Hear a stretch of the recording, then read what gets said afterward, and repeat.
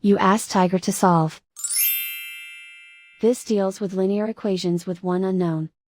The final result is x equals -2. Let's solve it step by step. Simplify the expression. Group like terms. Simplify the arithmetic.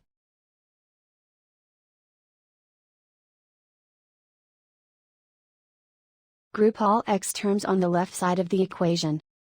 Add 5x to both sides. Group like terms. Simplify the arithmetic.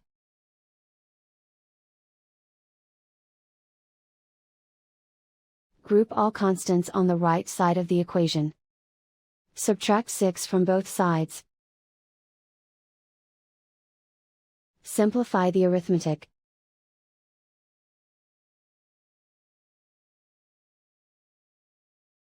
Isolate the x. Divide both sides by 3. Simplify the fraction. Find the greatest common factor of the numerator and denominator. Factor out and cancel the greatest common factor. And so the final result is x equals -2.